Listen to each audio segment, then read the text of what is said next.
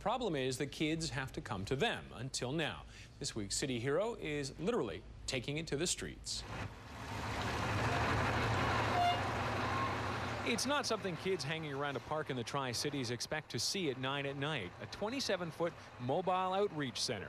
But they're drawn to it, and the man behind it, youth advocate Jerome Bouvier, isn't surprised. That was friendships. We get to know kids' first names. We don't do anything, but we don't tell them how to live, we meet them where they're at, and if there's anything that we can do to help them get to a better place, a safer place, then we will. The fact Bouvier is here is a miracle, though. The 45-year-old grew up in Northern Ontario, but at 16, he dropped out to drive trotter horses. He also found cocaine, which nearly killed him in his early 20s. He was water skiing high and hit rocks at 50 miles an hour, and they left him in the wheelchair. But he kept using. In fact, not even being shot by a robber who wanted his and his friend's coke could stop him. The guy came in, he put a gun in our faces and said, you know, I want your stuff, man. And he took our drugs and our money and bolted. We didn't go after him, we just went and got more drugs. We could tell a story tomorrow, you see. A few years later, Bouvier, still a cokehead, tried to help a heroin-addicted buddy kick the habit. One night he got a frantic call from Dan, and when he got there, Dan was high in the kitchen and babbling about his 14-year-old daughter.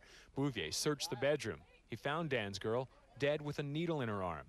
He finally said enough, though, 6 months later. That's how long it took when he tried to buy drugs from an 11-year-old dealer. When I remember looking at him and looking right into his eyes, and my friend's daughter, her face popped up, all the stuff that happened, it just kind of ran through my head.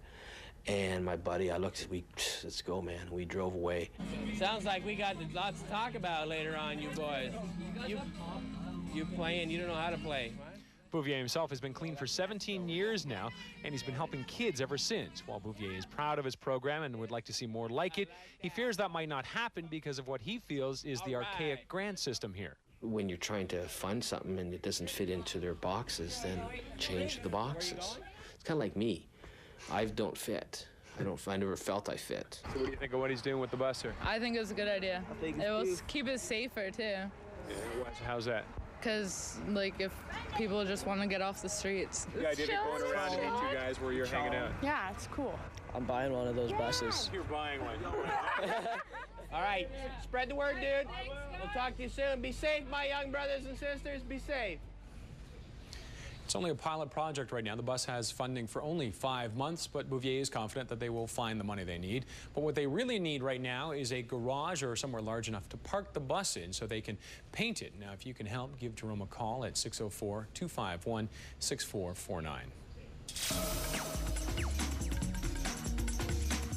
Darren's on.